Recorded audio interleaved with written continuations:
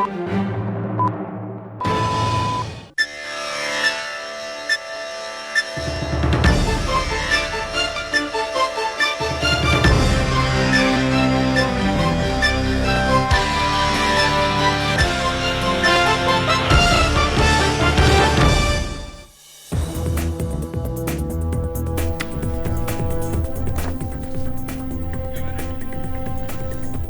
আলাইকুম প্রিয় দর্শক, আপনাদেরকে শুভেচ্ছা আমন্ত্রণ জানাচ্ছি চ্যানেল আই সংবাদে। আর এখনকার সংবাদে আপনাদের সাথে আছে আমি খায়রুল বাশার। বিস্তারিত সংবাদের শুরুতেই জানিয়ে দিচ্ছি ফ্রেশ আটা ময়দা সুজি সংবাদ শিরোনামগুলো।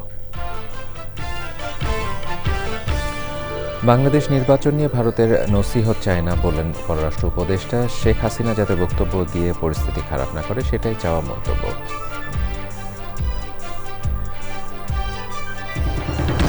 দিল্লিতে বাংলাদেশের হাইকমিশনারকে তলব করে নিরাপত্তা সহ বিভিন্ন বিষয়ে প্রশ্ন। ঢাকায় ভারতীয় হাইকমিশন ঘেরাও কর্মসূচিতে পুলিশের বাধা। দেশে ফেরার দিন লন্ডন বিমানবন্দরে না যেতে নেতাকর্মীদের তারেক রহমানের আহ্বান। লন্ডনের শেষ আনুষ্ঠানিক বক্তব্যে সব ষড়যন্ত্র রুখে দেওয়ার প্রত্যয়। এবং বিদেশে জনশক্তি রপ্তানি প্রক্রিয়া দালাল প্রতারক বেষ্টিত বললেন প্রধান উপদেষ্টা। 10 ব্যাংককে পদক ও 86 প্রবাসীকে সিআইপি সম্মাননা।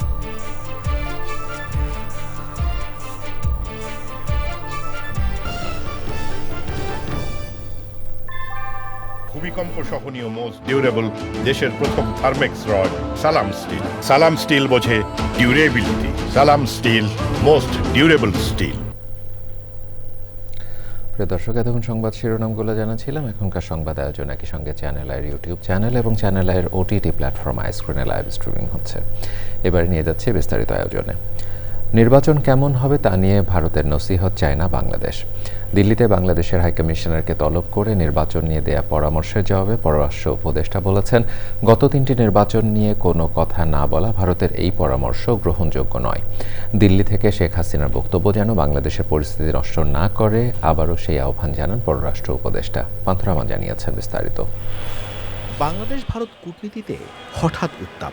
ভারতের হাইকমিশনার প্রণয় ভার্মাকে তলবের 3 দিনের মধ্যে ভারতের পররাষ্ট্র মন্ত্রণালয় তলব করে বাংলাদেশের হাইকমিশনার রিয়াজ হামিদুল্লাহকে। তলব করে নিরাপত্তা নিয়ে উদ্বেগের পাশাপাশি অংশগ্রহণমূলক ও গ্রহণযোগ্য নির্বাচনের পরামর্শ ভারতের। বিষয়টি কিভাবে দেখছে ঢাকা? আমরা তাদের হাইকমিশনারকে ডেকেছি। এটা ব্যাপারে তাদের কিছু আমরা যা কিছু বলেছি এ নিয়ে তারা গ্রহণ করে, তাদের কিছু দ্বিমত আছে বিষয়ে। একইভাবে আমাদের হাইকমিশনারকেও তারা ডেকেছে। এটা খুব অপ্রত্যাশিত না, সাধারণত এটা ঘটে, একজনকে ডাকা হয়। এখন ভারত আমাদেরকে এটা নিয়ে উপদেশ দিচ্ছে, এটা আমি সম্পূর্ণ অগ্রহণযোগ্য মনে করি এই কারণে যে তারা জানে যে এর গত আগে 15 বছর ধরে যে সরকার ছিল, যে সরকারের সাথে তাদের অত্যন্ত মধুর সম্পর্ক ছিল, তখন কিন্তু এই যে নির্বাচনগুলি প্রহসনমূলক হয়েছে তখন তারা একটু শব্দ উচ্চারণ করে না। এখন সামনে একটা ভালো নির্বাচনের দিকে আমরা যাচ্ছি, এই মুহূর্তে আমাদেরকে নসিহত করার তো কোনো প্রয়োজন নেই। আমরা জানি আমরা কী করব। বাংলাদেশে নির্বাচন কেমন হবে এটা নিয়ে আমরা আমাদের প্রতিবেশীদের উপদেশ চাই। 16 ডিসেম্বর নিয়ে ভারতের প্রধানমন্ত্রী নরেন্দ্র মোদীর সামাজিক যোগাযোগ মাধ্যমে দেয়া বক্তব্য নিয়েও অসন্তোষ জানান উপদেষ্টা। বলেন, মুক্তিযোদ্ধাদের ছাড়া 71-এ বিজয় আসতো না। ভারত যদি তাকে থামাতে না চায় আমরা থামাতে পারবো না, এটা আমাদেরকে বুঝে নিতে হবে। আমাদেরকে আমরা চাইবো যে ভারত তাকে থামা, যাতে এখানে একটা পরিবেশ সৃষ্টি যেটা হচ্ছে নির্বাচনের জন্য, সেখানে যেন তার ইনসেন্ডিয়ারি বক্তব্য যেগুলি উনি দিচ্ছেন সেটা যাতে কোনো পরিবেশ সৃষ্টি, খারাপ করার মতো কোনো পরিবেশ যাতে সৃষ্টি না হয়, এটা আমরা তাদের কাছে চাইবো। এবং তারা যদি সেটা করেন তাহলে সেটাকে আমরা একটা ভালো পজিটিভ পদক্ষেপ হিসেবে নেব। না করলে তো আমি তাকে জোর করতে পারবো না। 7 সিস্টার্স নিয়ে রাজপথের বক্তব্য আর সরকারের অবস্থান এক নয় বলেও জানান তিনি। তারা সবসময় এই মুক্তিযুদ্ধে আমাদের ভূমিকাটাকে খাটো করে দেখানোর চেষ্টা করে এবং তারা এটাকে কলকাতায় যেমন এটাকে ওই অন্যভাবে পালন করে, তাদের ওই যে ইস্টার্ন কমান্ড দিবস হিসাবে পালন করে। কারণ তারা তা মনে করে যে তারা যুদ্ধ করে তাদের সেনাবাহিনী বিজয় অর্জন করেছে। সত্য, পাকিস্তানের বিরুদ্ধে তারা বিজয় অর্জন করেছে। তারা এটাকে অস্বীকার করার চেষ্টা করেন, কিন্তু এই অস্বীকার করার কোনো অর্থ হয় না। মুক্তিযোদ্ধাদের সহায়তা ছাড়া তারা এই বিজয় অর্জন করতে পারতেন না। প্রশ্নের উত্তরে উপদেষ্টা জানান, মঙ্গলবার পর্যন্ত তারেক রহমান ট্রাভেল ডকুমেন্ট চাননি। ওনার আগের পাসপোর্ট তো এক্সপায়ার করে গেছে, কাজে তাকে অবশ্যই কোনো না কোনো ডকুমেন্ট নিয়ে আসতে হবে। সেই ডকুমেন্ট আমাদের মিশন ইস্যু করবে। Thank you. পাথর রহমান, চ্যানেল আই, ঢাকা। ঢাকায় ভারতীয় হাইকমিশনারকে বাংলাদেশের পররাষ্ট্র মন্ত্রণালয় তলবের ৩ দিনের মাথায় বুধবার নয়াদিল্লিতে বাংলাদেশের হাইকমিশনারকে তলব করে উদ্বেগ জানিয়েছে ভারতের পররাষ্ট্র মন্ত্রণালয়। দুপুরে হাইকমিশনার রিয়াজ হামিদুল্লাহকে তলব করা হয়। পরে ভারতের পররাষ্ট্র মন্ত্রণালয় এক বিজ্ঞপ্তিতে জানায়, বাংলাদেশের ক্রমবর্ধনশীল নিরাপত্তা পরিস্থিতি নিয়ে নয়াদিল্লির গভীর উদ্বেগ জানাতে বাংলাদেশের হাইকমিশনারকে তলব করা হয়। বিজ্ঞপ্তিতে বলা হয়, বাংলাদেশের সাম্প্রতিক কয়েকটি ঘটনাকে কেন্দ্র করে চরমপন্থী মহল যে ভুয়া বয়ান তৈরির চেষ্টা করছে, ভারত তা সম্পূর্ণভাবে প্রত্যাখ্যান করছে। বাংলাদেশের অন্তর্বর্তী সরকার এসব ঘটনার বিষয়ে এখনও পূর্ণাঙ্গ তদন্ত করেনি কিংবা ভারতের সঙ্গে অর্থবহ কোনো তথ্য প্রমাণও বিনিময় করেনি। বিজ্ঞপ্তিতে কূটনৈতিক বাধ্যবাধকতা মেনে বাংলাদেশে অবস্থিত বিভিন্ন ভারতীয় মিশন ও স্থাপনার নিরাপত্তা নিশ্চিত করার আহ্বান জানানো হয়।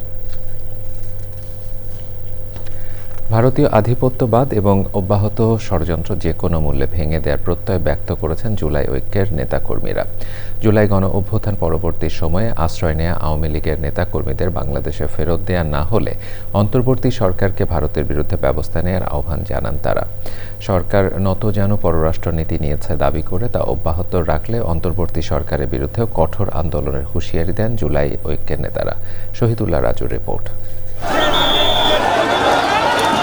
রাজধানীর মধ্যবাড্ডায় ভারতীয় হাইকমিশন অভিমুখে বিক্ষোভ মিছিল সহ জুলাই ঐক্যের পদযাত্রায় পুলিশের বাধা।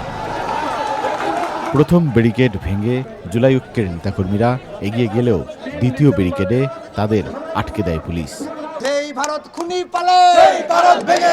কয়েক দফা ব্যারিকেড সরানোর চেষ্টার পর সেখানেই সংক্ষিপ্ত সমাবেশ করে জুলাই ঐক্যের নেতাকর্মীরা। আমরা তোমাদেরকে স্পষ্ট ভাষায় বলে দিতে চাই, আমরা নেতৃত্বের সম্পর্ক চাই, আমরা গোলামীর সম্পর্ক চাই না। চোখে চোখ রেখে কথা বলবো। আমাদেরকে যে 54 বছর যে যুদ্ধের ভয় দেখাইছেন, আমরা সেটা ভয় পাই না। আধিপত্যবাদ মুক্ত করেই ছাড়বো বাংলাদেশকে। পতিত সরকারের নেতাকর্মীদের আশ্রয় প্রশ্রয় ও শরীফ ওসমান হাদির হত্যা চেষ্টাকারীদের পালাতে সহায়তার অভিযোগ করা হয় পার্শ্ববর্তী দেশের বিরুদ্ধে। যে কোনো মূল্যে দেশ বিরোধী ষড়যন্ত্র প্রতিরোধের ঘোষণা দেওয়া হয় সমাবেশ থেকে। নতুন করে নরেন্দ্র মোদী আর হিন্দুস্তানের সাথে বন্ধুত্ব করতে চাইছেন, সেই বড় দলকে বলতে চাই, নতুন জালেম হবেন না। যদি কোনো ঋণ থাকে আপনাদের কাছে, সেই ঋণ এবার পূরণ করতে চাই। 7 সিস্টারকে স্বাধীন করে আসামিদেরকে অবশ্যই ফেরত দিতে হবে, না হলে আমরা এই চুক্তি স্থগিত ঘোষণা করলে 7 সিস্টার্সের কি হবে তার বলার অপেক্ষা রাখে না। এর আগে দুপুর 3টায় রাজধানীর রামপুরা ব্রিজে জড়ো হতে থাকে জুলাই ঐক্যের নেতাকর্মী ও সমর্থকরা।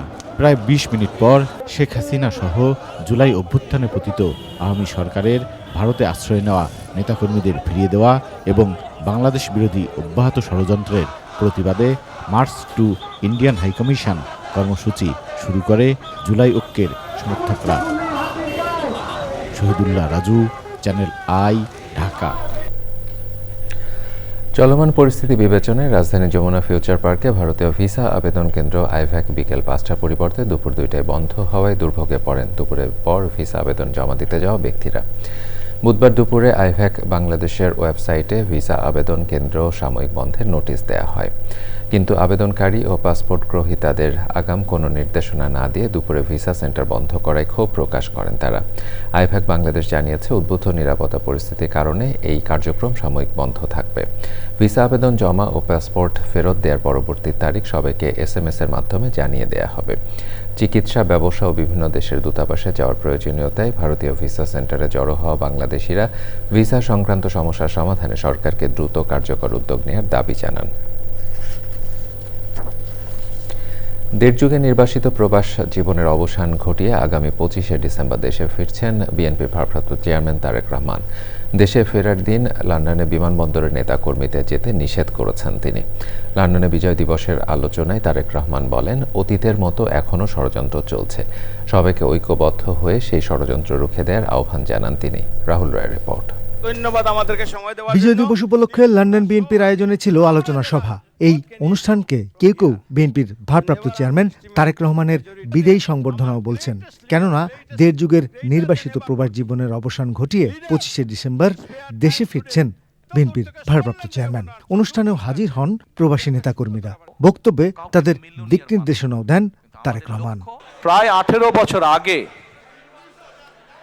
যখন এই দেশে আসতে বাধ্য হয়েছিলাম চিকিৎসার জন্য, তারপর থেকে বিভিন্ন সময় আপনাদের বহু মানুষ, প্রবাসীদের বহু ভাই বোনেরা আমার এবং আমার পরিবারকে বিভিন্ন সময় মানসিকভাবে সাহস জুগিয়েছেন, বিভিন্নভাবে পাশে দাঁড়িয়েছেন। আমি সেজন্যই সকল প্রবাসী ভাই বোনদের কাছে কৃতজ্ঞতা প্রকাশ করছি আমার এবং পরিবারের পক্ষ থেকে। 25 তারিখে ইনশাআল্লাহ আপনাদের দয়া আল্লাহর রহমতে আমি দেশে ফিরে যাব। কিন্তু এখানে উপস্থিত, এই ঘরে উপস্থিত প্রত্যেকটি মানুষের কাছে আমার অনুরোধ, দয়া করে কেউ আপনারা এয়ারপোর্টে সেদিন যাবেন না। কারণ এয়ারপোর্টে গেলে একটি হট্টগোল তৈরি হবে এবং মানুষ জানবে যে এরা সব বাংলাদেশি, এবং দেশের সুনাম নষ্ট হবে, দলের সুনাম নষ্ট হবে। আজকের এই অনুরোধ যারা রাখবেন, আমি ধরে নিব তারা দল এবং সর্বোপরি দেশের সম্মানের প্রতি মর্যাদা রাখবেন। আর আমার মানা করা সত্ত্বেও, আমার অনুরোধ করার পরেও যারা যাবেন, আমি ধরে নিতে বাধ্য হব যারা ব্যক্তিগত স্বার্থের জন্য সেখানে গিয়েছেন। আগামী নির্বাচনে জয়ী হয়ে দেশ গঠনে বিএনপির পরিকল্পনাগুলো তুলে ধরেন বিএনপির ভারপ্রাপ্ত চেয়ারম্যান। নানা ষড়যন্ত্র হচ্ছে বলে নেতাকর্মীদের মনে করিয়ে দিয়ে সবাইকে সতর্ক থাকার আহ্বান জানান তিনি। 71-এ যারা ষড়যন্ত্র করেছিল, 75-এ যারা ষড়যন্ত্র করেছিল, 7ই নভেম্বরে পরাজিত হয়েছিল, 81-তে যারা ষড়যন্ত্র করেছিল, 96-তে যারা ষড়যন্ত্র করেছিল, পরবর্তীতে যারা ষড়যন্ত্র করেছে, তাদের ষড়যন্ত্র কিন্তু থেমে নেই। যে সামনে কিন্তু আমাদের কঠিন সময়, ষড়যন্ত্র থেমে নেই, এবং এই নির্বাচনও কিন্তু খুব সহজ নয়। আপনারা অনেকেই কিন্তু ব্যাপারটা এখন বুঝতে পারছেন। 1 বছর আগে যা বলেছিলাম সেটা কিন্তু হচ্ছে এখন। আমি আবারও বলছি, সামনের সময় কিন্তু খুব সুবিধার না, কাজেই সকলকে ঐক্যবদ্ধ থাকতে হবে। তারেক রহমান বলেছেন, ঐক্যবদ্ধ থাকলেই দেশ গঠনের পরিকল্পনাগুলো বাস্তবায়ন ও প্রত্যাশিত বাংলাদেশ গড়ে তোলা সম্ভব হবে। দেশনেত্রী খালেদা জিয়ার জন্য দোয়া করবেন। আপনাদের সামনে যে পরিকল্পনা তুলে ধরেছি, আল্লাহ যাতে আমাকে তৌফিক দেন দেশ এবং দেশের মানুষের জন্য সেই কাজগুলো যাতে সম্পূর্ণ করতে পারি। রাহুল রায়, চ্যানেল আই। প্রধান উপদেষ্টা প্রফেসর মোহাম্মদ ইউনূস বলেছেন, বাংলাদেশ থেকে বিদেশি জনশক্তি রপ্তানির পুরো প্রক্রিয়াটি দালাল আর প্রতারক চক্র দ্বারা পরিবেষ্টিত। আন্তর্জাতিক অভিবাসী এবং জাতীয় প্রবাসী দিবস উপলক্ষে অনুষ্ঠানে তিনি আরও বলেন, বাংলাদেশে যে তারুণ্যের খনি রয়েছে তা সোনার খনির চেয়েও দামি। অনুষ্ঠানে সর্বোচ্চ রেমিটেন্স আহরণকারী শীর্ষ 10 ব্যাংকে পদক এবং 3 ক্যাটাগরিতে 86 জন প্রবাসীকে সিআইপি সম্মাননা দেওয়া হয়। চকর মালিথার রিপোর্ট। আন্তর্জাতিক অভিবাসী এবং জাতীয় দিবস 2025 উপলক্ষে রাজধানীর ওসমানী স্মৃতি মিলনায়তনে অনুষ্ঠানের প্রধান অতিথি প্রধান উপদেষ্টা প্রফেসর মোহাম্মদ ইউনূস। শুরুতেই নিজেদের অভিজ্ঞতার কথা তুলে ধরেন 2 রেমিটেন্স যোদ্ধা। প্রধান উপদেষ্টা তার বক্তৃতার শুরুতেই বিদেশে যেতে রেমিটেন্স যোদ্ধাদের নানা ভোগান্তির কথা তুলে ধরেন। একটা দালাল বেষ্টিত জগৎ, বিদেশ যাওয়াটা দালাল আর প্রতারণার সঙ্গে সাংঘাতিক রকমভাবে যুক্ত। এর থেকে মুক্ত না হওয়া পর্যন্ত এটাতে কিছু কাজ হয়েছে বলে ধারণা করার কোনো কারণ নেই। বাংলাদেশের তারুণ্যের শক্তির প্রশংসা করেন তিনি। পৃথিবীতে তারুণ্যের অভাব, আর আমরা হলাম তারুণ্যের খনি। এটা সোনার খনির চেয়ে তো বেশি গুরুত্বপূর্ণ। আমাদের 18 কোটি লোকের মধ্যে 9 কোটি লোকের বয়স 27 বছরের কম। এর থেকে তরুণ জনসংখ্যা কোথায় পাবেন? সারা দুনিয়াকে আসতে হবে এখানে। জনশক্তি হিসেবে বিদেশে যাওয়ার ক্ষেত্রে দক্ষতা অর্জনের উপর জোর দেন প্রধান উপদেষ্টা। চকর মালিথা, চ্যানেল আই, ঢাকা। এবারে জাতীয় সংসদ নির্বাচন 2026।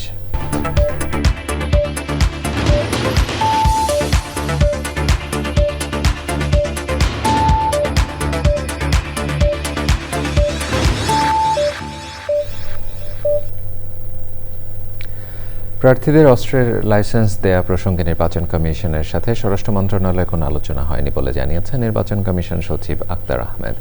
বিকেলে সাংবাদিকদের প্রশ্নে জবাবে তিনি বলেন, প্রার্থীদের হাতে অস্ত্র আচরণবিধি ভঙ্গ করবে কিনা সেটির উত্তর স্বরাষ্ট্র মন্ত্রণালয় দেবে, তবে প্রয়োজনে আচরণবিধি সংশোধন করা হবে। সংসদ নির্বাচন ও গণভোটের জন্য ইউরোপীয় ইউনিয়ন বিভিন্ন সময়ে 175 থেকে 200 জন পর্যবেক্ষক পাঠাবে।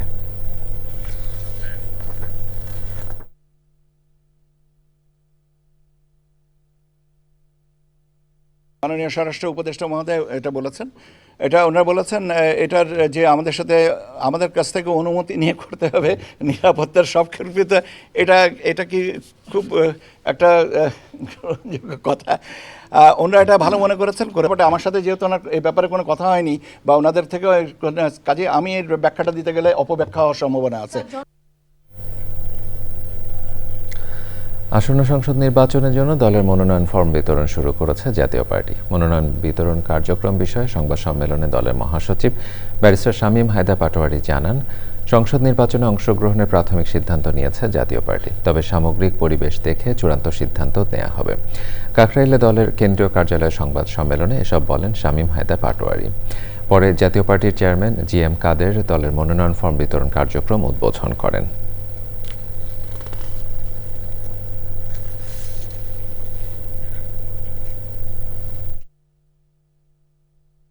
প্রাথমিকভাবে জাতীয় পার্টি মনোনয়ন জমা দেওয়ার সিদ্ধান্ত গ্রহণ করেছে, তবে আমরা মনে করি প্রতিনিয়ত পট পরিবর্তন হতে পারে। আমরা আইনশৃঙ্খলা বাহিনী, সেনাবাহিনী, প্রশাসনকে সুষ্ঠু ভোটের জন্য আহ্বান জানাচ্ছি। সামনের ভোটটি যদি সুষ্ঠু না হয়, গ্রহণযোগ্য না হয়, ক্রেডিবল না হয়, রিফ্লেক্টিভ না হয়, তাহলে দেশে ভবিষ্যতে গৃহযুদ্ধ হবে। এবারে অন্যান্য সংবাদ। সিঙ্গাপুর জেনারেল হাসপাতালে চিকিৎসাধীন ইনকিলাব মঞ্চের আহ্বায়ক ও ঢাকা 8 আসনের সম্ভাব্য প্রার্থী ওসমান হাদির শারীরিক অবস্থা অপরিবর্তিত রয়েছে। গণমাধ্যমকে তথ্য জানিয়েছেন ঢাকা মেডিকেল কলেজ হাসপাতালের নিউরোসার্জন এবং হাদির চিকিৎসায় যুক্ত ডাক্তার আব্দুল আহাদ। তিনি জানান, সিঙ্গাপুরের নিউরোসার্জারি ও ক্রিটিক্যাল কেয়ার টিম যৌথভাবে হাদির চিকিৎসা করছে। তার নতুন করে সিটি স্ক্যান করা হয়েছে এবং সেই সিটি স্ক্যানে তার ব্রেনের যে ইস্কেমিয়াটা ছিল সেই ইস্কেমিয়াটা আমরা দেখেছি যে রয়ে গিয়েছে এবং ইস্কেমিয়াটা কিছুটা বেড়েছে। তার ব্রেনের যে আদার যে রিফ্লেক্স গুলো, পিউপিল বা অন্যান্য রিফ্লেক্স, সেই রিফ্লেক্স গুলো আগের মতোই রিফ্লেক্স পাওয়া যাচ্ছে না এবং তার হার্ট নরঅ্যাড্রেনালিন সাপোর্টে ফাংশন করছে, তার লাংস ভেন্টিলেশন সাপোর্টে কাজ করছে এবং তার কিডনি ইউরিন আউটপুটও আগের মতোই সাপোর্টের মাধ্যমে ইউরিন আউটপুট হচ্ছে। বা প্রতিদিন আপডেট দেওয়ার মতো আসলে তেমন কিছু নেই, তার প্রোগ্রেস নেই, অবস্থা ক্রিটিক্যাল। স্বাধীনতা চেতনা ধারণ এবং তা প্রজন্ম থেকে প্রজন্মে ছড়িয়ে দিতে ছায়ানট ও ব্র্যাক ইউনিভার্সিটি যৌথ আয়োজনে উদযাপিত হয়েছে বিজয় দিবস। শিল্পীদের পরিবেশনা আর ভাষ্যে উঠে আসে বিজয়ের গৌরব গাথা। মিথিলা নাজরিনের রিপোর্ট।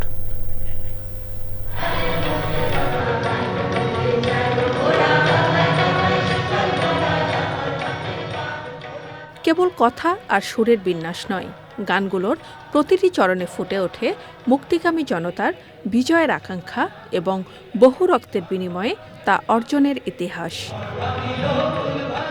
ছায়ানট ও ব্র্যাক ইউনিভার্সিটি কালচারাল ক্লাবের যৌথ আয়োজনে বিজয় দিবসের এই উদযাপন।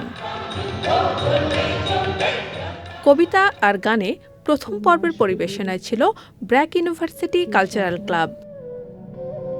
ছাত্রাবাস, বস্তি, উজাড়। ছায়ানটের পরিবেশনায় ছিল কথন, গান এবং নাচ, যার প্রতিটিতেই ধ্বনিত হয় স্বাধীনতায় গৌরব গাথা। এমন আয়োজন আরও বহুদূর এগিয়ে নেবার প্রত্যয় সংশ্লিষ্টদের। মুক্তিযুদ্ধের ইতিহাসে কেন্দ্রীয় চরিত্র বাংলাদেশের সাধারণ মানুষ। গণহত্যার মধ্য দিয়ে যে যারা নিহত হয়েছেন, সংখ্যাতত্ত্বে বিতর্কে অবতীর্ণ হয়ে আমরা যেন কখনোই যারাই নৃশংসতা করেছে তাদের অপরাধকে লঘু না করি এবং যারা আত্মদান করেছেন তাদের স্মৃতিকে খাটো করে না দেখি। সঙ্গীত, সাহিত্য ও চিত্রকলা মানুষের অনুভূতিকে মানবিক করে তোলে। আর বিশ্ববিদ্যালয়ের জ্ঞানানুসন্ধান সেই অনুভূতিকে যুক্তি ও উপলব্ধির দৃঢ় ভিত্তিতে। এই দুই পথ মিলেই বিজয়ের প্রকৃত অর্থকে সম্পূর্ণতা দেয়। সমাপনীতে ছিল সম্মিলিতভাবে জাতীয় সঙ্গীত পরিবেশনা।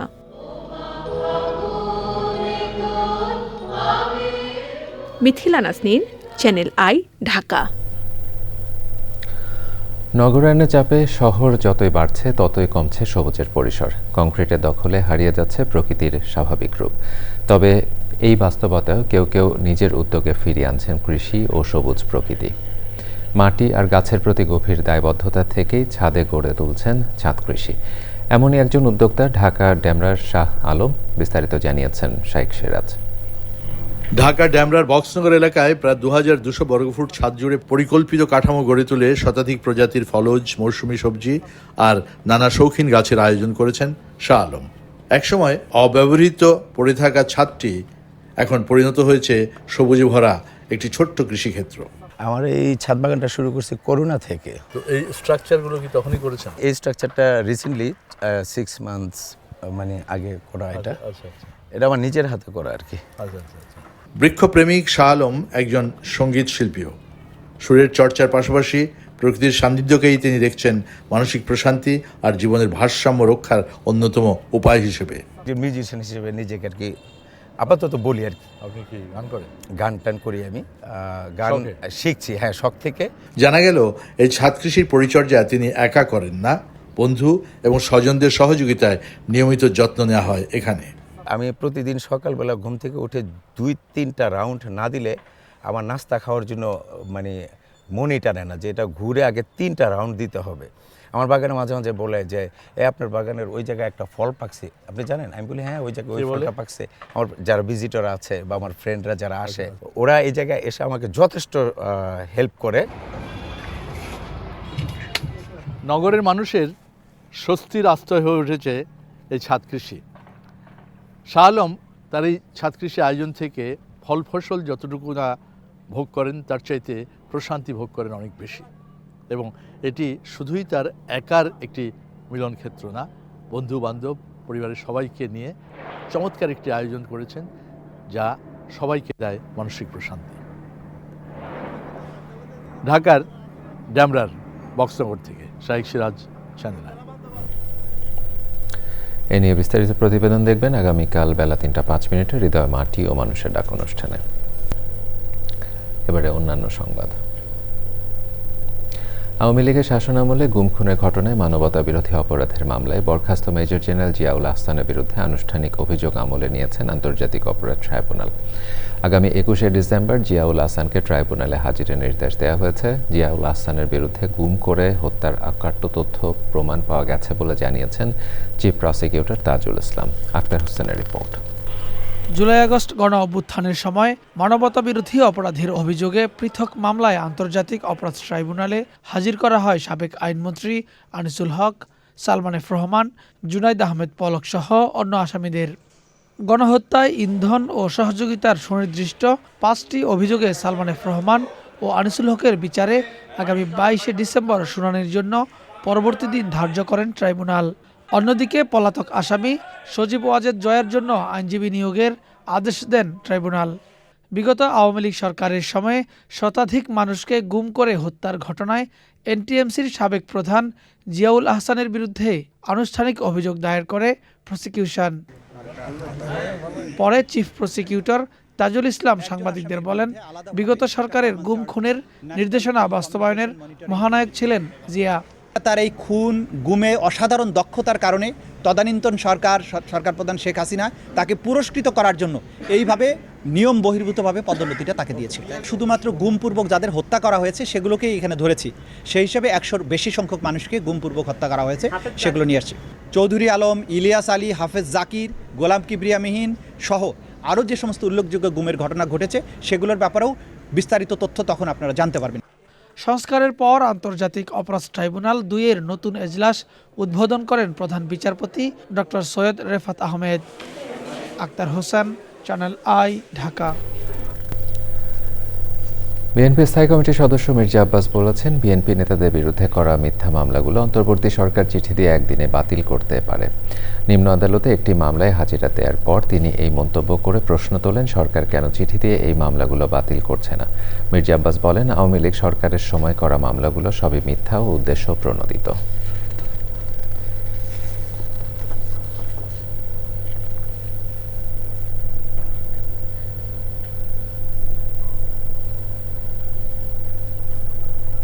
আমাদের বিরুদ্ধে যত মামলা দেওয়া হয়েছে সবই বাজে মামলা, মানে মিথ্যা মামলা।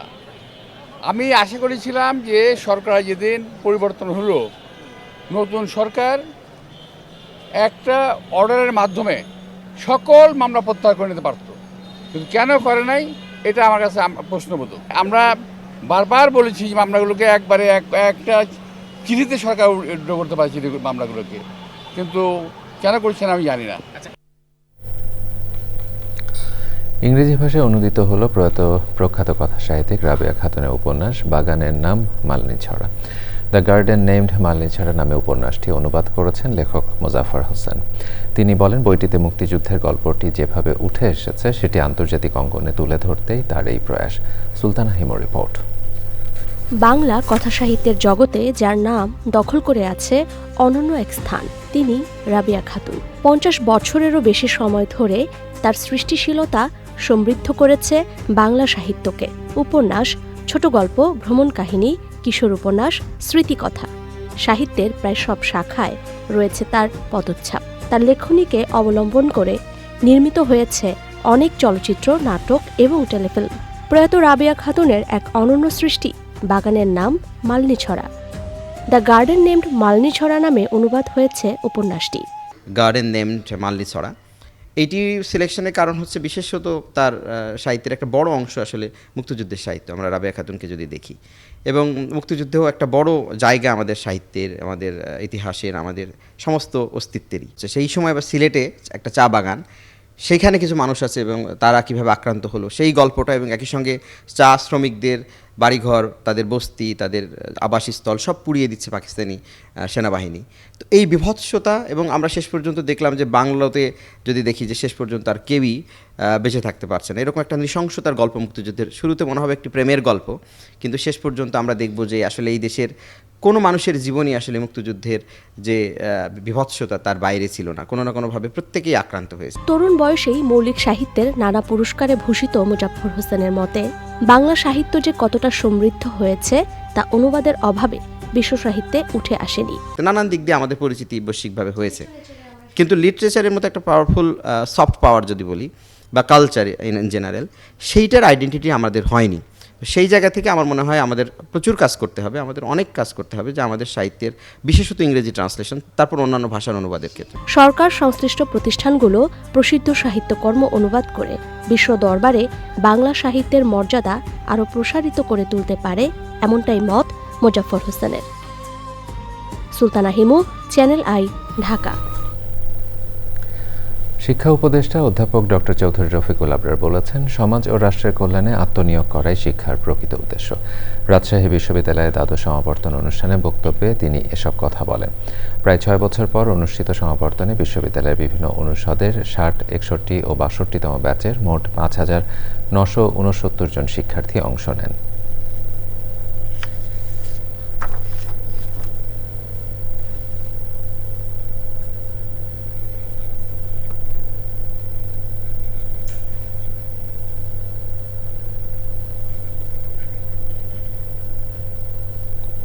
এবারে নিটল টাটা আন্তর্জাতিক সংবাদ।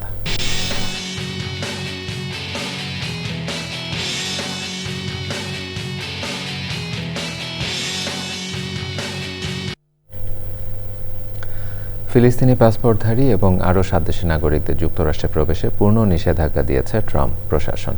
নিষেধাজ্ঞার তালিকায় থাকা দেশগুলো হল বুর্কিনা ফাসো, মালি, নাইজার, দক্ষিণ সুদান, সিয়েরা লিওন, লাওস এবং সিরিয়া। হোয়াইট হাউস এক বিবৃতিতে জানিয়েছে, জাতীয় ও জননিরাপত্তাজনিত হুমকি থেকে যুক্তরাষ্ট্র ও মার্কিন নাগরিকদের সুরক্ষায় স্ক্রিনিং, যাচাই বাছাই ও তথ্য ভাগাভাগির ক্ষেত্রে প্রদর্শিত স্থায়ী এবং গুরুতর ঘাটতি থাকায় এই নিষেধাজ্ঞা দেওয়া হয়েছে। 2026 সালের 1 জানুয়ারি থেকে এই নিষেধাজ্ঞা কার্যকর করা হবে বলে বিবৃতিতে জানানো হয়েছে। এর আগে গত নভেম্বরের শেষ সপ্তাহে 19টি দেশের নাগরিকদের অভিবাসন সংক্রান্ত যাবতীয় কার্যক্রম বন্ধ করে দেয় যুক্তরাষ্ট্র। এই 19টি দেশ হলো Afghanistan, Myanmar, Burundi, Chad, Cuba, Republic of Congo, Equatorial Guinea, Eritrea, Haiti, Iran, Laos, Libya, Sierra Leone, Somalia, Sudan, Togo, Turkmenistan, Venezuela এবং ইয়েমেন। এবার ঢাকা ব্যাংক পিএলসি বাণিজ্য সংবাদ।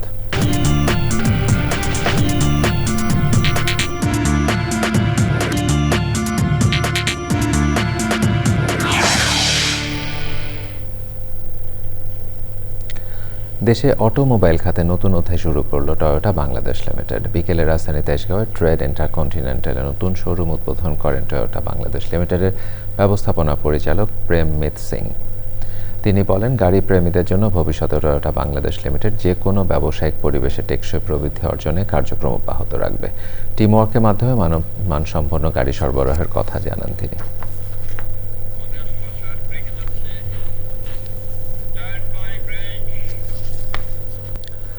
দিল্লিতে বাংলাদেশের হাইকমিশনারকে তলব করা সাধারণ বিষয় বলে মন্তব্য করেছেন স্বরাষ্ট্র উপদেষ্টা অবসরপ্রাপ্ত লেফটেন্যান্ট জেনারেল জাহাঙ্গীর আলম চৌধুরী।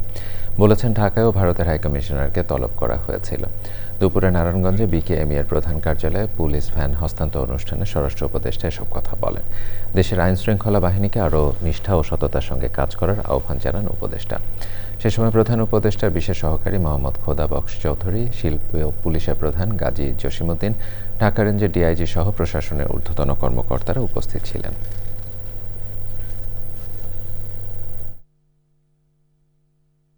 আমরাও কিছুদিন আগে তাদের তলব করছিলাম, আপনারা জানেন। তো সাধারণত ওই পররাষ্ট্র বিষয় থাকে, একজন তলব করলে আবার আরেকজনও করে, এইটাই সাধারণত নিয়ম।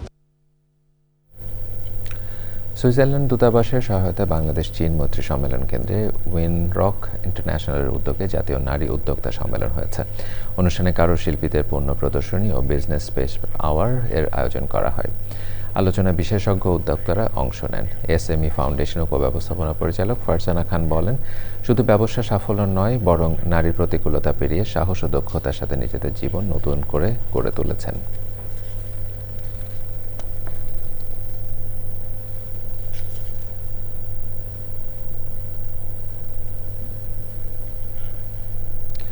রাজধানীতে এডুকো বাংলাদেশ ও চাইল্ড লেবার এলিমিনেশন প্ল্যাটফর্ম ক্ল্যাপের প্রস্তাবিত নীতি শেয়ারিং অনুষ্ঠান হয়েছে। দেশে শিশু শ্রমিকদের পরিবারকে সহায়তার লক্ষ্যে সামাজিক নিরাপত্তা কর্মসূচি শক্তিশালীকরণের নীতি প্রস্তাব উপস্থাপন করেন সেন্টার ফর পলিসি ডায়ালগ সিপিডির গবেষণা পরিচালক ডক্টর খন্দকার গোলাম মোয়াজ্জেম।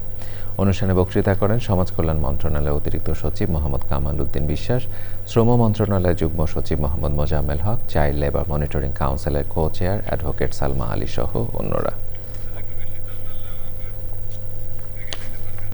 জাতীয় গণশুমারিতে দলিত জনগোষ্ঠীকে পৃথকভাবে গণনা ও স্বীকৃতি প্রদানের দাবি জানিয়েছে বাংলাদেশের দলিত ও বঞ্চিত অধিকার আন্দোলন। রাজধানীর রিপোর্টার্স ইউনিটি মিলনায়তনে দলিত জনগোষ্ঠীর রাজনৈতিক ক্ষমতায়ন চ্যালেঞ্জ এবং উত্তরণের উপায় নিয়ে মতবিনিময় সভা হয়েছে। সভায় আলোচকরা দাবি করেন, জাতপাত ও পেশাভিত্তিক বৈষম্য প্রতিরোধে বৈষম্য বিরোধী বিল সংশোধন করে পাশ করতে হবে।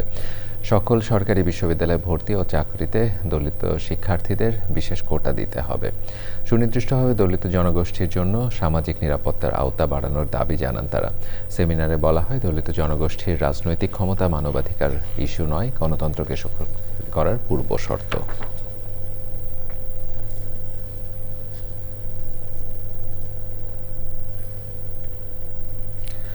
নতুন প্রজন্মের চিকিৎসকদের পেশাগত দিক নির্দেশনা, ক্যারিয়ার পরিকল্পনা ও নৈতিক চিকিৎসা চর্চার সম্পর্কে সচেতন করতে চট্টগ্রামে intern doctors reception career design programme হয়েছে।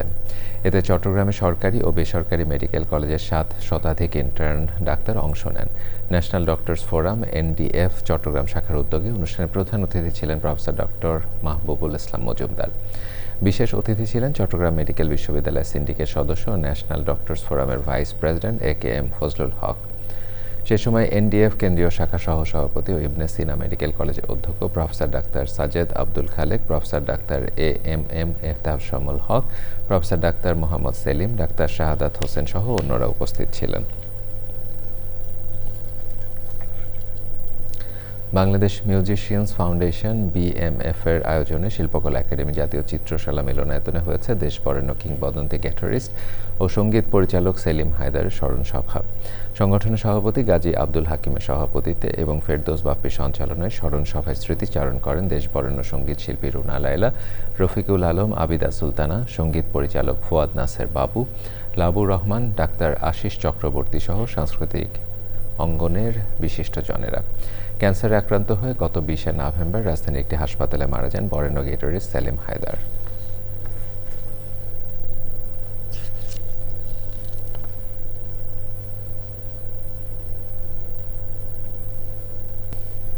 প্রিয় দর্শক, সংবাদ শেষ করব ফ্রেশ আটা ময়দা সুজি সংবাদ শিরোনামগুলো জানিয়ে।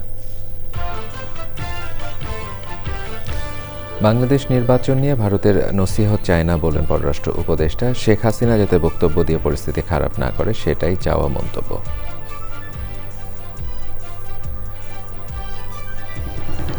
দিল্লিতে বাংলাদেশের হাইকমিশনারকে তলব করে নিরাপত্তা সহ বিভিন্ন বিষয়ে প্রশ্ন। ঢাকায় ভারতীয় হাইকমিশন ঘেরাও কর্মসূচিতে পুলিশের বাধা। দেশে ফেরার দিন লন্ডন বিমানবন্দরে না যেতে নেতাকর্মীদের তারেক রহমানের আহ্বান। লন্ডনের শেষ আনুষ্ঠানিক বক্তব্যে সব ষড়যন্ত্র রুখে দেওয়ার প্রত্যয়। এবং বিদেশে জনশক্তি রপ্তানির প্রক্রিয়ায় দালাল প্রতারক বেষ্টিত বললেন প্রধান উপদেষ্টা। 10 ব্যাংকে পদক ও 86 প্রবাসীকে CIP সম্মাননা।